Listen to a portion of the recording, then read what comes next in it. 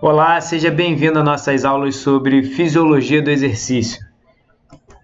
O nosso conjunto de vídeos de hoje vai abordar valências físicas, ou seja, tipos de exercícios físicos, sistemas metabólicos, ou seja, como que são obtidas as diferentes fontes de energia para a atividade física, os nutrientes e atividade física, quais são os nutrientes e como que ocorre a influência do desempenho da reserva nutricional na atividade física. Lembrando que a gente vai ter uma fala bem pequena a respeito sobre isso, porque a gente depois tem uma disciplina inteira sobre nutrientes na atividade física. Adaptações fisiológicas ao exercício, a gente vai entender como que é o ganho de massa muscular, como que são as adaptações em relação ao aumento de número de capilares, aumento da capacidade cardiovascular, e a gente vai conversar também sobre os tipos de fibras musculares e entender um pouco sobre alguns dos determinantes para o desempenho físico. Nesse primeiro vídeo, a gente vai falar sobre força, sobre essa valência força. Quando a gente pensa em exercício físico, normalmente a gente pensa em força. Quem tem mais força ganha. Então, o que é a força?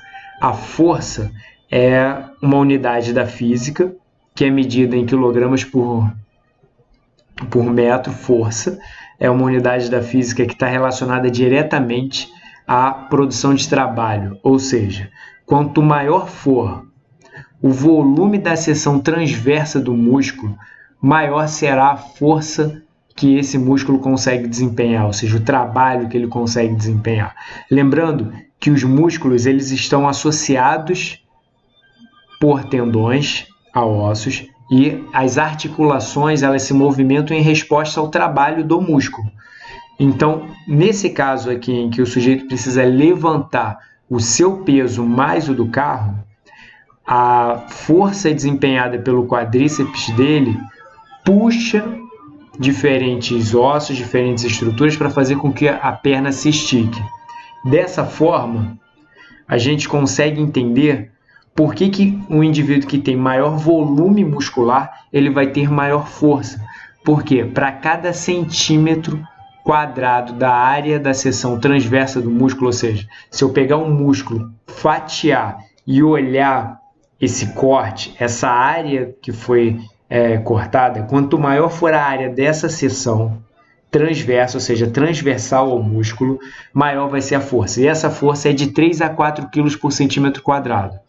Então, notem que não é somente o volume de músculo que influencia, tem alguns outros fatores e a gente vai conversar sobre eles. Um levantador de peso profissional com 150 centímetros quadrados no quadríceps tem força contrátil máxima de 525 kg de força. E já uma outra informação que é importante para a gente, força de contenção e força contrátil. A força de contenção é cerca de 40% maior do que a força contrátil. Ou seja, a força necessária para produzir movimento ela é menor do que a força necessária para manter o membro parado. Vou dar um exemplo muito prático para isso. Se vocês observarem queda de braço, a estratégia da queda de braço ela varia de indivíduo para indivíduo, de atleta para atleta, mas usualmente um dos atletas ele busca movimentar o braço no início para tentar vencer o adversário, enquanto isso o outro ele tenta sustentar a posição, utilizando a força de contenção contra a força contrátil do atleta que deseja movimentar o braço. Uma outra situação onde a gente observa isso é quando, por exemplo, o indivíduo chega à fadiga num determinado movimento lá na musculação, por exemplo.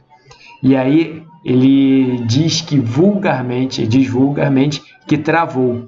Esse travar significa o quê? Que ele não consegue mais produzir movimento, porém ele consegue manter com a força de contenção aquele peso, aquele halter, aquela anilha parada durante algum tempo. E conforme o tempo passa, a potência vai diminuir. Mas a potência a gente vai conversar num próximo vídeo. Um dos fatores que influenciam muito como que o indivíduo vai conseguir recrutar o músculo é o que a gente chama de unidade motora. A unidade motora são conjuntos de fibras que são controladas por um mesmo neurônio motor. Então, aqui nessa figura a gente consegue observar muito bem isso. Um neurônio motor, um outro neurônio motor. Notem que eles controlam fibras musculares diferentes. Se você consegue produzir estímulo, despolarização de membrana nessas duas unidades motoras ao mesmo tempo, você contrai todas as fibras.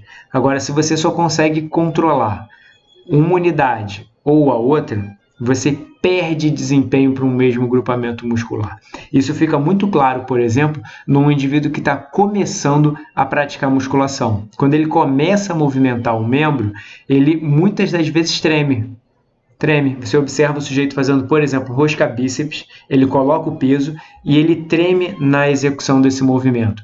Ele treme porque ele ainda não está conseguindo coordenar todos os seus neurônios motores para recrutarem todas as fibras musculares ao mesmo tempo e com isso produzir o máximo de trabalho.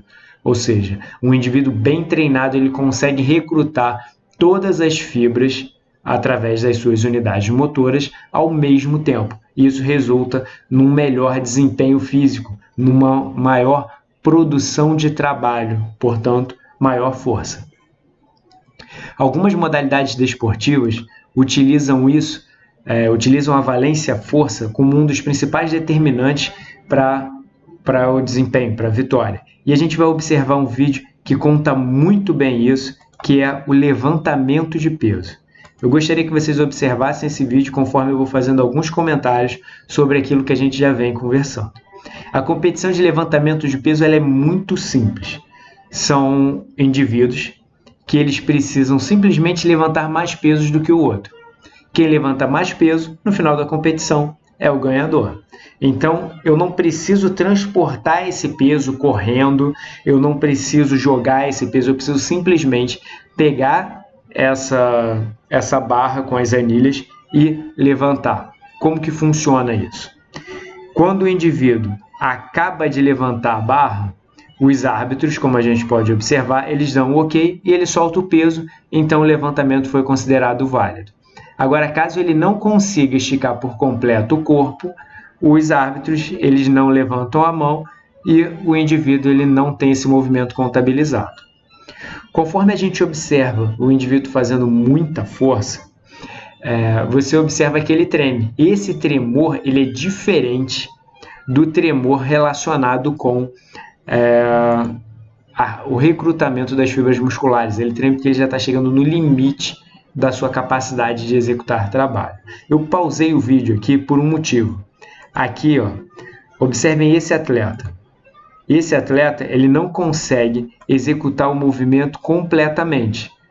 Ele levanta o peso, mas ele não consegue levantar mais do que esse ponto. Ele não consegue colocar o corpo totalmente ereto. Nesse momento, ele está utilizando a força de contenção, mas ele não consegue mais produzir movimento. Então, ele não consegue mais realizar trabalho no sentido de força de contração. Então, ele mantém o peso, mas não consegue acabar de levantá-lo. Então, conforme o tempo passa, sua potência muscular diminui e ele não tem outra opção a não ser largar o peso. Vamos observar novamente. Ele levanta, mas ele não consegue fazer o movimento completo. Consegue sustentar, mas não levantar por completo. Notem que a quantidade de peso é realmente muito alta. A barra, que é uma barra maciça, ela chega a envergar conforme ela é levantada do solo por causa da quantidade de peso que ali está presente. Uma outra coisa que eu gostaria que vocês observassem é a composição corporal desses atletas. São indivíduos que têm notoriamente uma grande quantidade de massa muscular, porém também tem uma quantidade de massa gorda significativa. Por quê?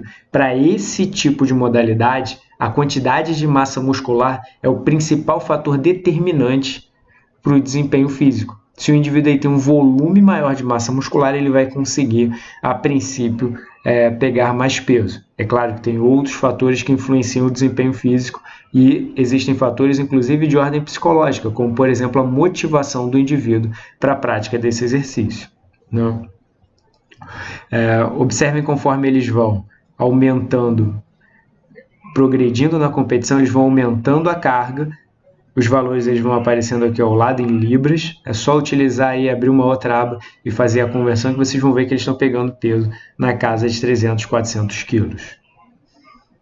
Então aqui ele levanta a barra chega em curvar, como eu falei anteriormente, e esse indivíduo ele não precisa transportar o próprio peso, ele precisa simplesmente levantar o peso da anilha. Então a quantidade de massa gorda vai ter uma influência pequena, ou seja, a gente não consegue observar os músculos muito aparentes. Esse indivíduo eles buscam o máximo de anabolismo possível para que eles consigam ter o melhor desempenho possível nesse tipo de competição. Vocês provavelmente estão se perguntando, Sérgio, existem fatores genéticos que vão influenciar isso? Com certeza. A gente vai ver daqui a alguns vídeos que existe, por exemplo, o tipo de fibra muscular, a proporção de tipos de fibra muscular que vão influenciar na capacidade de execução de trabalho ou na capacidade de resistência dos músculos a repetições repetitivas. Então, a gente tem um fator genético muito importante também que vai desenvolver, que vai determinar o desempenho desse atleta. Então, espero que tenha ficado claro, principalmente a partir desse vídeo exemplo, sobre a valência força, ou seja, o que é necessário para você ter força. O principal fator é ter capacidade de contração do músculo, controle do músculo e principalmente um volume muscular elevado.